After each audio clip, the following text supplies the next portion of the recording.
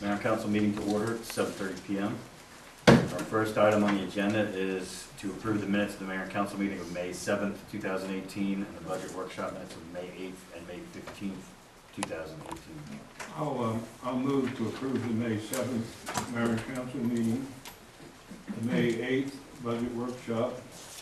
But I do have some questions about the May 15th budget workshop. I'm going to read this so there'll be no question about what I'm asking. I would like some clarifications on the minutes of May the 15th. First, it should be noted that while there is no public present, the May 15 workshop meetings, like the public is present. When the meeting is over, I asked Ms. Kiefer how she voted on the tax increase. I asked her twice and she said she did not vote. I said, "You didn't vote?" And she said, "That's right." Jen was standing here with me. The Reverend might have been here, I'm not sure. And she said, "That's right, that's the way I recorded the vote." Now, she to me, or had her vote against the tax increase recorded after the meeting was closed, or at least it wasn't open to the public, which is improper. If the latter is so, then it should be vacated. We have a council person who used to do the same thing, and you can abstain, but you have to have a reason. Doing it for political reasons is not or should not be an acceptable reason for abstaining. I will say this, I wouldn't even be saying anything if she would have said, "I voted no because that's the way I voted." So I would have been very happy to have her voted.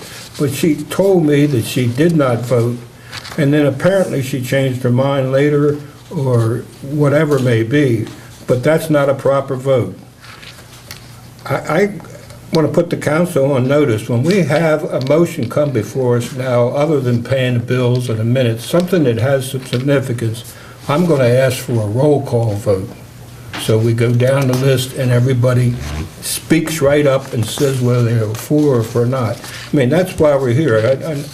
I know I got upset because I said, "You could have stayed home and watched Jeopardy if you're not going to vote." Part of the job is to make those decisions. And so what I really like to know is, did you vote that night when the question was asked? Which tax increase? The 5-cent tax increase. I thought I raised my hand. Did you vote? Well, I was looking right at you and I didn't see any lips move or any words. When there was a no. I thought I raised my hand when there was the... So Linda, are you saying you voted no? You voted no? Then why did you lie to me? I don't even remember, Marty. I remember... Very selective raising memory. I said it twice, and twice you answered me, you did not vote. I did not vote. Maybe I thought you meant, did I vote for the 5-cent increase? I raised my hand for no, when it was You the raised your 5 hand cents. for no. We all did. We raised our hands. I didn't raise my hand, I said Oh, nay. never mind. Well, No. Can I, Mr. Mayor, may I? Yeah, sure. My first question is, what is the point that you want to make about the minutes? That's not recorded in the minutes? No, it's recorded no in the minutes. Okay. But she didn't vote at the time of the council meeting. Okay. People were out in the hallway, some people were here that weren't there, it was over. I'm just then- looking at it from our procedural point. Let's move on the minutes, and then we'll discuss. Jen, how was it recorded in the minutes? In the minutes, I did a transcript today, and it was recorded that Ellsworth made the motion, David seconded it, and then they took a vote. Nobody said anything for no, and then you asked no. I did say no. Okay. You gave it out or Did- something. I asked the mayor how he voted. How he voted, he said, And you he said I said, voted voice- I yes. voted no. And then Linda said, and then you started to argue with Linda a little bit, and Linda said, "What does it matter? It's going to be 3-2." So if she said 3-2, that means she wasn't in favor of it. I do remember. That's in the transcript. If I would not have asked, that thing would have went, you did tell me I recorded as no vote from her. That's what I heard in the meeting, but I okay. hadn't done the minutes yet for that. I mean, I heard it again when I listened to the tape. Anybody can hear the tape. They're not doctored. They're what happened at the meeting. Well, So in the minutes, it is recorded as a. As a no. Yeah. As 3-2. Okay. And Linda, is that what you intended it to be? Yeah. Okay. So, now, at the time of the meeting, All right, it well, I wasn't. It's easy to I think politically that's- say no, don't say anything, and then whoever you're talking to, It wasn't an official vote. you mean it's not an official It vote? wasn't. So, The workshop. It was a workshop. Well, it's still a straw vote. You're supposed to vote when you're asked. You don't go home and call it in later. Did Oh. Bill call and She talk did to you not. about it? No, Bill didn't talk to you? no. All right, look, it's recorded as a no. She's, it seems like backing that up that it was a no, so, and it's, so I think it's, you may disagree, but I think it is accurately recorded as a no. vote. Okay, but you understand my... I do understand. My roll call. It's going to be a roll call from now on. I'm going to watch some people make sure they vote one way or the other. All right, we get it. This has happened before. Got it. So, do we want to approve these minutes? I make a motion that the minutes be approved Can you state which minutes you would like to approve? for May 15th. Thank you. Can Well, we, we already approved it. Well, no, We I haven't moved for the voted. first two. I can't vote for the 15th because I don't think that's what happened, so. okay, Okay, can we take? let's can we do get- this one at a time. Yes. Somebody make a motion for May 7th. I move that we approve the minutes for May 7th. All those in favor? Oh, wait, actually, is there a Can I get a second? second? I second. All those in favor? Aye. Any opposed? Aye. Okay, we unanimously approve the minutes of May 7th. What's next? Can somebody make a motion for the budget workshop of May 8th? 15th, I think you mean. May- No? No, May Oh, we 8th. need May 8th, too. May I'll move Sorry. the workshop on May 8th. I second that. Okay, all those in favor? Aye. Any opposed? Okay, we unanimously approve the minutes of the May 8th budget workshop. Is there a motion for the May 15th budget workshop? I make a motion that we approve the minutes for the May 15th budget workshop. I second it. Okay, all those in favor? Aye. Any opposed? No. Okay, let the record show by a 4-1 vote, we did approve the minutes of the May 15th, 2018 budget workshop. Amen. All right, So ordered. You have them. yes, okay. Second item, operating funds on hand, total operating cash on hand for unrestricted use is $612,000, $612,183.55. We also have $79,672.83 in grant reimbursement requests that have yet to be received, and when you add that to the existing money in the account, assuming we get paid back one day, we will have $691,856.38. The next item on the agenda is the payment of the bills. I move to pay the bills as submitted. Second. All those in favor? Aye. Any opposed? Let the record show we unanimously agreed to pay the bills, which brings us to our police report. Chief Baker.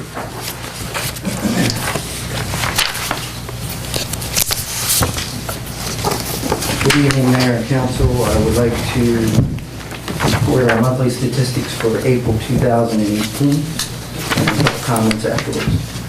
Our administration was 20%, our criminal investigation 1%, accident investigations were 1%, we had 47% on vehicle patrol, 7% on foot patrol, we had 3% on training, 1% at court, and 12% on overtime. We made 10 adult arrests, and that resulted in 16 separate charges. The most frequent were assault and theft with 4 each. We had 1 each, which were forgery, FTA, MDAP, public intoxication, reckless endangerment, and 1 trespass. We had 2 juvenile arrests, and they both were for assault. Then we had 5 Part 1 offenses. We cleared 3 by arrest, 2 by exception. We had 12 Part 2 offenses, and we cleared 10 by arrest and 2 by exception. Our motor vehicle citations issued were 35, our warnings were 229, and our red speed was 218. And again, that trend is holding around that 200 mark where pretty consistently was 300 a quarter. So that's a good thing, and hopefully it will become a. That's all right. Our What I overtime, did with it. we had, let's see, I can't see these percentage here. The majority was shift coverage, looks like 38% the applicant covered. And then everything else was like 10, 8.5, and 5.5. They were special things for training and extended initiation. Our award reports, we had 4% in one, we had about 25 in Ward 2, 26 in Ward 3, 24 in Ward 4, and outside the jurisdiction, we had just under 6%. Our busiest days of the week were Monday and then Friday. I'm not sure if Sergeant Lozar covered it, but I did want to bring to your attention, we were fortuitous in catching an advertisement or a notice from a salesperson on Kent Island who had display material for bulletproof vests. And so I sent our guys down to see if we could capitalize on his display items. And what they are is different sizes that he allows people to try on for fitting and that sort of stuff. And mind you, these vests are pretty near $1,000 a piece. And we were not able to send one guy down there and come back with 6 of them. We had to send one per unit. But we were fortunate enough to come back with 4 vests. And they are of the what's the word? The scale to use for our TAC team. So they're a kind of a heavier vest, and it's a little bit longer. So that was nice to be able to save $4,000 basically. So that the warranty typically is 5 years on those vests. These are now 1 or 2 years into being tried on. So they're only about 3 years left, but still it's a nice savings for us to kind of get us on our feet in that program.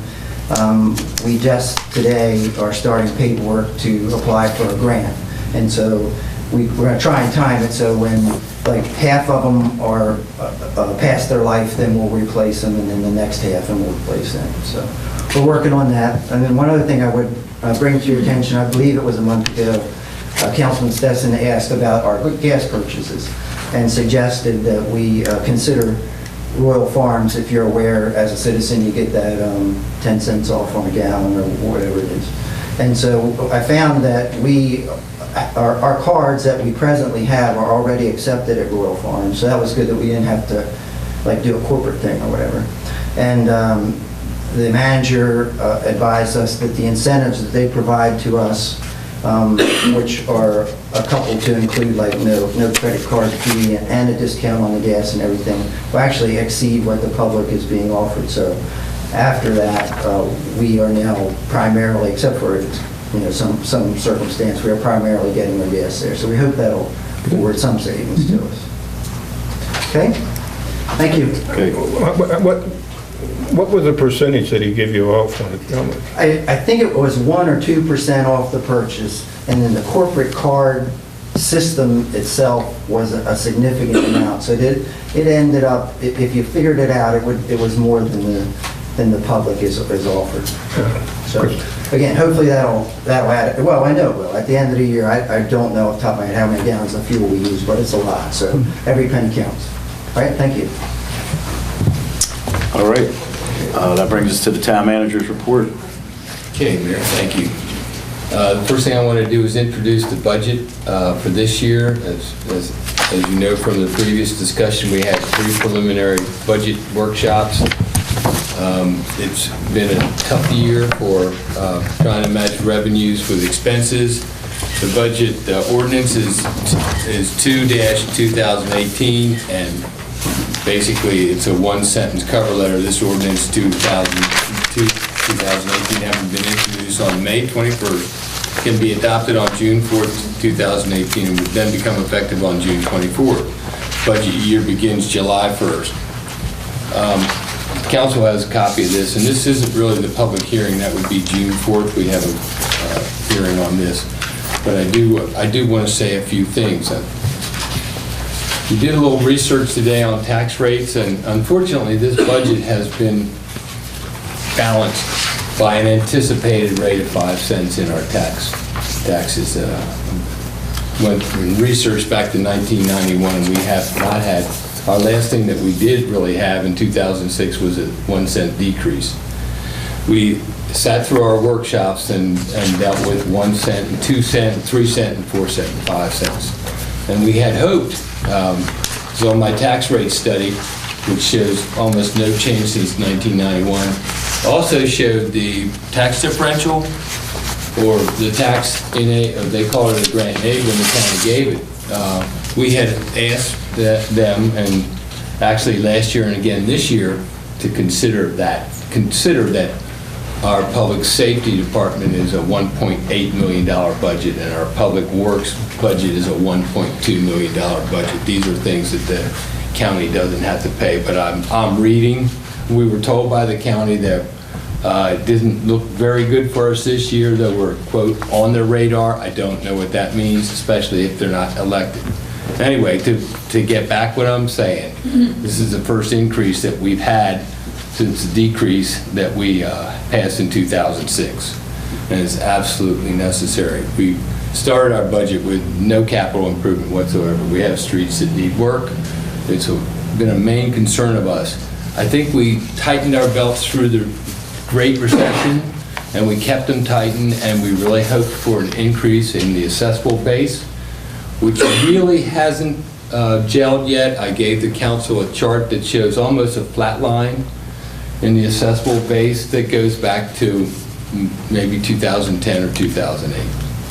To make a long story short, we have commitments and we have services that we do not really want to diminish.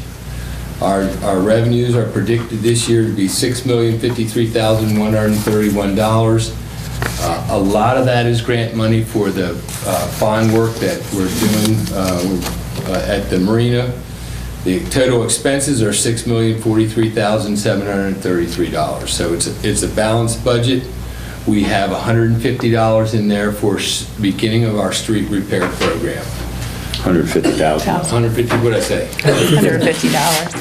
Sorry, $150,000. And that'll get us started on some of the more severe. Now, I don't have a crystal ball, but I'm hoping, I do want to mention that we, in our effort to be business friendly, we passed 1,200 acres for an enterprise zone, and we're starting to see the fruits of that enterprise zone in a major campus project behind Washington Square. It's really breathtaking, the size of it.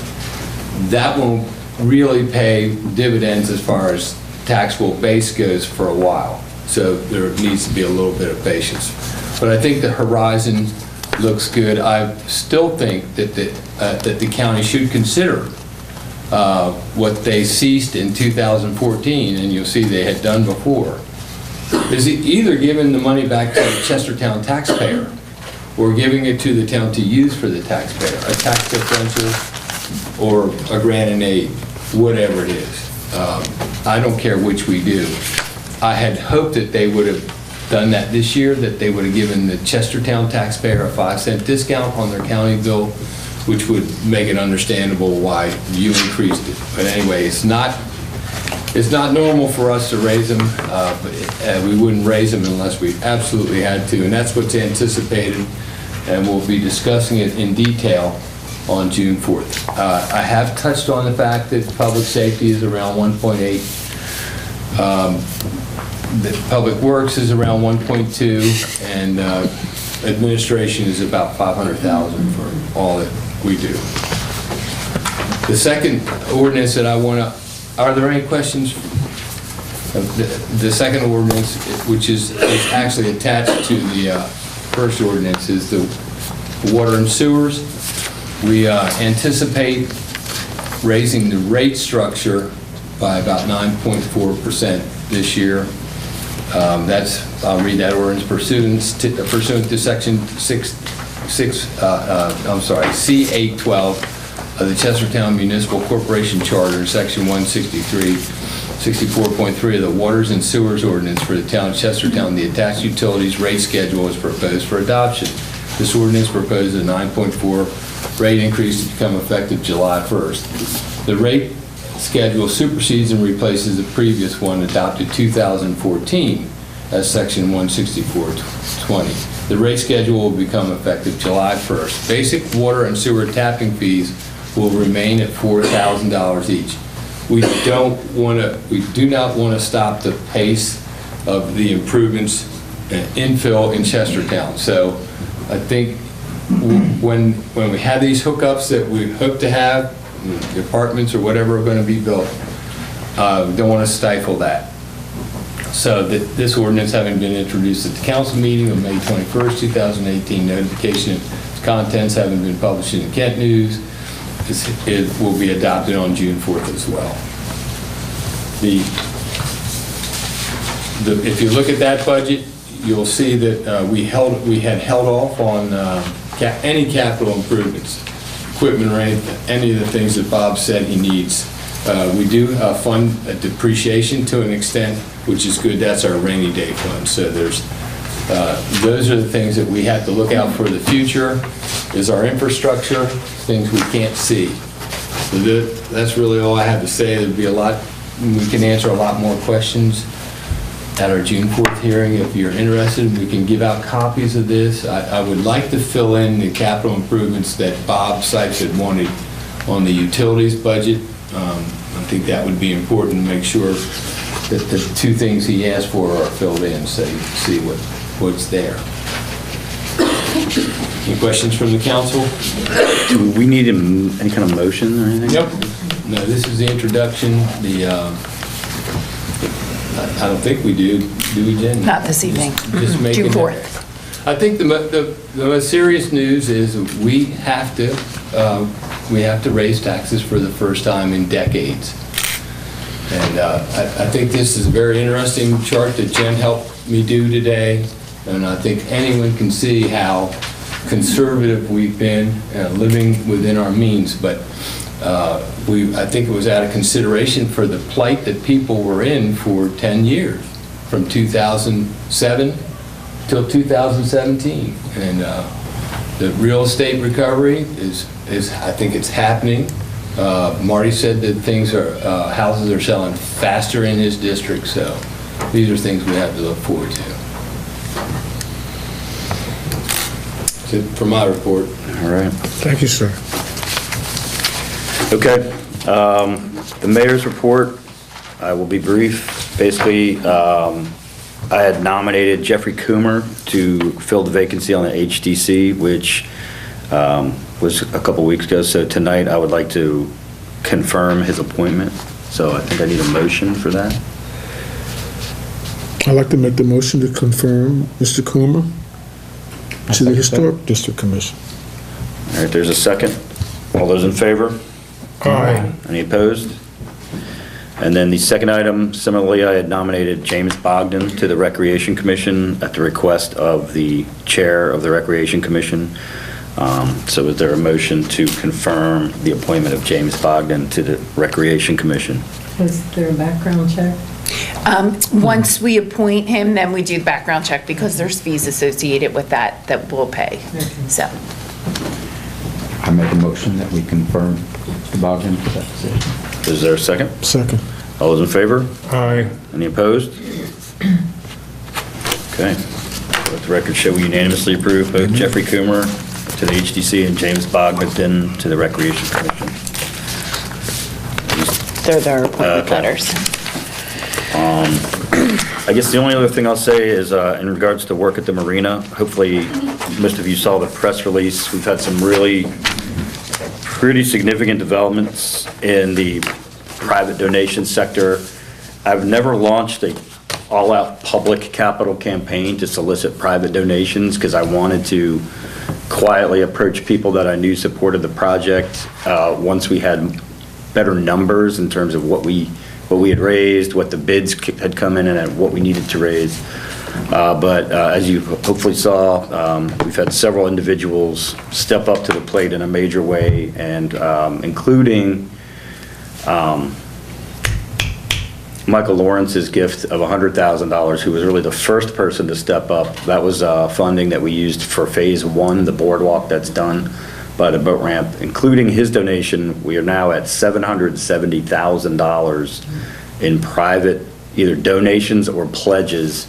And what's key about those donations is that they will be used primarily as the one-to-one match that is required when we're using state grant funds from the Waterway Improvement Fund, which is through Maryland's DNR. Those are the funds that are basically paying for the docks and the bulkheading. And those private donations are critical because essentially those people gave money and are doubling their donation, because for every dollar that they give, we'll be able to spend $1 of grant money that we otherwise were waiting for the match. I was trying to figure out where that was going to come from. Depending on where the numbers end up, we still may need to do like a final push for whatever the number ends up. It may be in the $200,000 range or so. I have some ideas about naming opportunities for the building, for the piers, for the boat ramp, et cetera. So I'm eyeing a date sometime probably in mid-June to have basically an official public meeting where I'll invite anybody that's interested to come. I haven't picked the exact date yet, but the idea is people would come. I'd give some sort of PowerPoint updating where we are, share some before and after pictures. By then, hopefully just in June, we'll be actually installing new docks. So we'll hopefully have some exciting new pictures to show people. And then if that goes well, we'll roll out sort of the final push with naming opportunities and different amounts and different giving levels and what that would mean if people chose to participate. So look for that. I'm still working with a couple people. Jen Baker at DCA expressed interest in maybe helping out. And there's others that may be interested in kind of helping to get the word out. And so that's kind of where we are with that project. But again, every day now that we have this new contractor on site, you go down there, you can start seeing physical changes that are significant. And just the amount of demolition that they're doing and the old crap that they're pulling out and shipping away is kind of astonishing. So that's it for my report. What's next? Ward reports. Why don't we start over on this side tonight with Mr. Stetson? Glad to do it, although I think I got it last week. Ward 4, I went to the COG meeting back on the 16th, and David went with me. We got a normal town reports. The towns that seem to be doing a little bit better. Betterton and Galena are finally getting their storage working. We had Bernadette Bowman come in and talk to us about tourism. And David, you might remember, she say 40 million or 60 million? 60 million. $60 million worth of revenue comes to this county every year. And that was kind of interesting. And now she's starting a program which I think will be of great interest to us since we're the primary hotel, motel, is to have people come and stay for more than just a day visit. Mm-hmm. She's working hard about it. And she showed us a lot of magazines. And they pay for advertisement, but they also had a lot of stories about Chestertown and Kent County that were free in the different tourist magazines. So it was kind of an interesting talk. And yesterday I attended a fundraiser for Horizons. I bring that up because what a terrific program that Horizon is. It gives a chance for some underprivileged children to have a real camping experience. And we're talking about swimming and boating and arts and crafts, but they also have an academic element where the kids who, anyway, is in education realizes they lose a lot for that 3 months that they're off in the summer. So Horizons is all done by contributions and so forth. So it was a nice function. I was hoping there would be more people there, but there wasn't. And finally, Bailey Park, we lost one tree. But I think it was during that windstorm that blew a number of trees over. I think he lost one on Campus Avenue by the school. It got snapped off. It was similar to that. It was about halfway up, and I guess the leaves were just too much for it, and it went over. And apparently the town has taken it out. And finally, when Friends of the Dog Park was formed, Oh, by the way, after July 1, we'll write you a check for $1,000 that Nice. we took out of it. I said we would do nothing to the dog park without approval of the council. And while Tom had done a marvelous job of doing some resurfacing of the degraded granite, we still have a pond to go through right after a rain or or during a rainstorm between the two entrance fees. So what I'd like to do is have the Friends of the Dog Park buy some pavers and put them in there, and I could do that work myself, but I don't want to do anything without the council knowing it first. I don't know that we need a motion for that, but it's for your information. It won't cost the town anything, and won't even cost them any labor, so. So you want to put pavers between the entrances to Right, at the least big the dog person- park and the little dog park? No. Between The the parking lot? outside gate and the inside gate, it's only like Oh, yeah. 8 feet or something like that. But if you've been there after a Yeah, rain, it just fills up. And that's just natural, because that's where everybody walks when they come in there, and they press down. So the dog will probably have to walk in the water, but the person will be able to stand on the pavers. And then, I haven't even priced them out, but we should be able to afford them. I think it would be good if we made a motion, seeing that it is a town-owned park, even though FOD is paying for it. So would someone like to make a motion to approve the installation of pavers Paid for by the Friends of the... paid for by Friends of the Dog Park? I make a motion that the town approve installation of pavers paid for by Friends of the Park. Is there a second? Second. All those in favor? Aye. Any opposed? You got it, Okay, Marty. thank you very much. Yes, That's sir. all, Thank well, as I told you today, if we don't do the whole streets, because I've got so many streets, I think there's sections that need to be replaced first, because I have some rather long streets, and you use all your funds on one street. Yeah. The intersections really take a beating, they really do. Yes, they do. So. Okay, I'm sorry. All right, Reverend Towers. that's not a problem.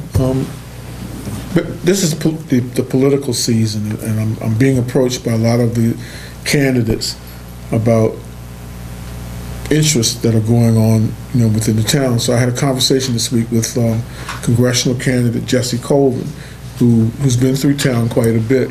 So I've invited him to come and take a tour of the 3rd Ward so he can visit some of the businesses that are out there, talk to some of the neighbors. We're tentatively planning for his visit on June 7th. We're going to go and have lunch at Jermaine's and just walk through the neighborhood so he can get to see that part of town, and make an assessment as to what our needs are further to help us here in Chestertown. And that's pretty much all I have for the past couple of weeks. Been a quiet 2 weeks in the 3rd Ward. Things are still looking good. I haven't been to Germain since it became Germain's. Is there seating there? There's no... No, it's just a sandwich shop. That's what I thought. It was the same thing as Herb had. Okay. Yeah, just like hers.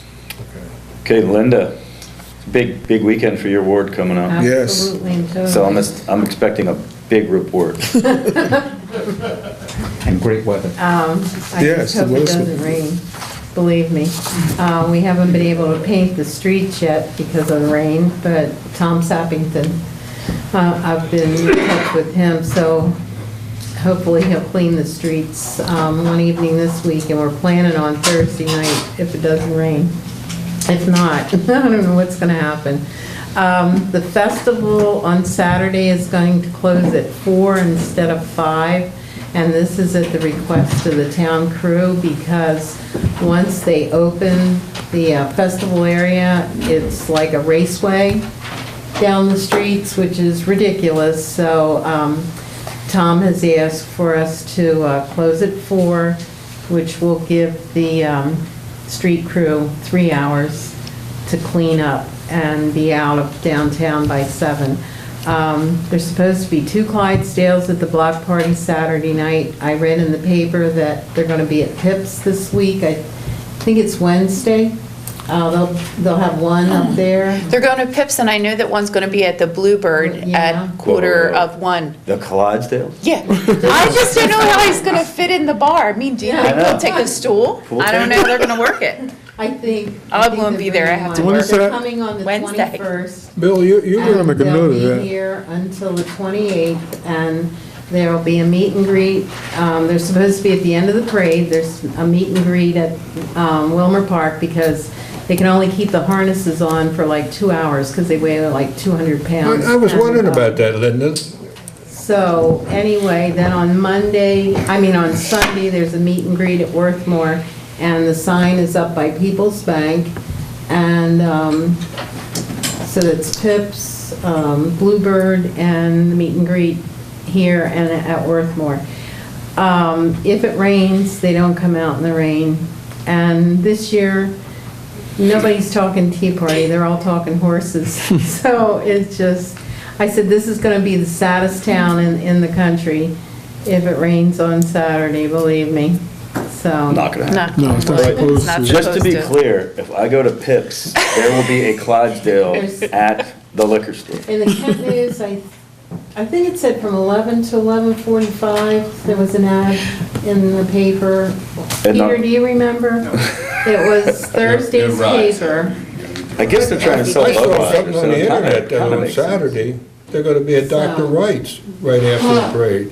Not Dr. Wright, what's, a veterinarian, yeah, I think it was Dr. Wright. Is that our Farm. veterinarian? Anyway, So then it won't be at Wilmer Sabine or Park. Mary will probably have a full lineup. Supposed to be in this 86 week's degrees Kent Saturday. News, so. We have over 30 new artisans coming this year.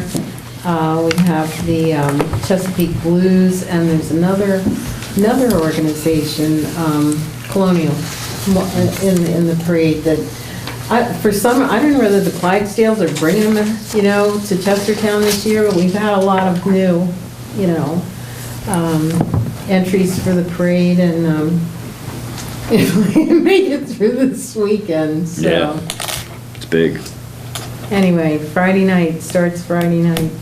And that's gonna be down at the foot of High Street again, correct? What time is that, 5? I thought it was, I think it's 6 to 8. I'll check that. It's later than 5. And the That's a good time. Historical Society is reenacting the old, what was it called, Luminaire? Yeah, oh, they doing that? Yeah, so that'll be in the Bordley Center. I'd rather, God, I got so much in my head, run it every hour on Saturday. I think Wow. that they put that together, so it'll be indoors. So if it's real hot, you can go in and cool off a little bit and watch that. All right. Anyway, Mr. Foster? Okay. Also like just to put in a plug for these COG meetings, the Council of Government meetings at various towns. Particularly as a new council member, I'm learning a lot there about how they manage various services there. Can we reconfirm that there's no other town that does twice a week trash collection. Some of them even do their recycling once every other week. I'm not sure I favor that, but there's a variety out there, and people are willing to share what the problems are and what's working, what's not working. With Bernadette, one comment that surprised me a little bit, I think that I had assumed that this law had already passed about taxing the Airbnbs. She follows that much closer, and she said, no, it hasn't passed yet. Didn't pass. So anyway, that's something we have to take into account. At the same token, I'm hearing from residents who do have registered B&Bs who are really upset that they're paying taxes and the Airbnbs people are not. So it's for equity reasons as well as for revenue. We really need to support that as best we can. it's the hotel tax that they're not paying. Okay. And they're gonna, the county is gonna write all the Airbnb owners and tell them that they come under the hotel tax? Do we know that? Yes. Okay. I reported that a month ago. Okay. That's something I've been asking them to do for 2 years. Okay. Apply the hotel, when the hotel tax was passed, it was applied immediately to B&Bs. Doesn't say, it's not the B&B tax, it's a hotel tax. Right. So when Airbnbs came about, I said, why Sure. don't you do that? They said, well, we're waiting for state legislation. And I said, what for? It wasn't much of a leap to go from hotel tax to B&B. And the B&B owners were quietly starting to sort of mount their Yeah. tax. Now I think they're more overt than they should be. Okay. With regard to roads, and I've walked and biked every road around, I think still that stretch of Queen Street, particularly from Maple to High Street, is probably the worst in town. That's one that Linda and I share. Although in talking with people there, they identified one resident who really likes the potholes because it causes people to go slowly. She's handicapped and she needs something to. Can't please everybody. He can't please everybody. She's not gonna, she's not gonna picket us, but at any rate, we may want to make sure that there's a speed bump or something there that does keep people. I've always called them reverse speed There you bumps. go. People don't That's know right. that. Another candidate, obviously, the stretches of Philosopher's Terrace that are, and I think as was pointed out, particularly at the intersections of roads. But I'm very pleased that we've now got 150,000 in for road improvements. I think that's an investment that will pay us dividends in terms of overall reduced cost and maintenance. All right, thanks, David. Can I just clarify that the Friday night street party is actually from 6 to 9, and then on Saturday, the Clydesdales will be at the Wilmer Park after the parade until noon, and then they'll leave and go on to their next party. Party animals. They are? Okay, there were no requests from the public to be on the agenda. Are there any questions tonight from the audience?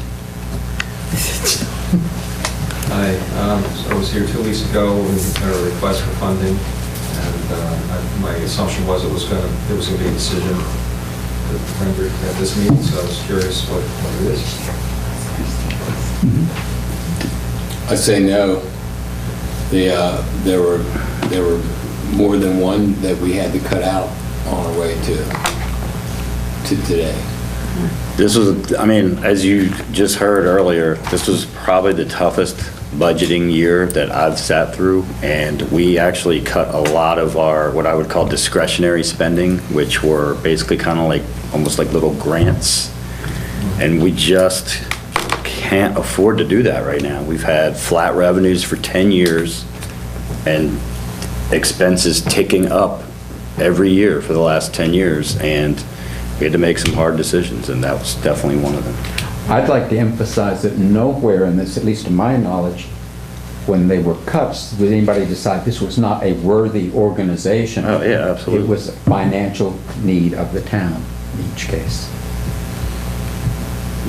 Okay, I have to appreciate it. I learned a lot about your budget process these last two meetings, especially with Bill's report this evening, and believe me, I feel your pain, so I appreciate your consideration, and perhaps things will be in a better position next year. Absolutely. I appreciate Linda's information, certainly going to follow up on that, and it might help us in another way.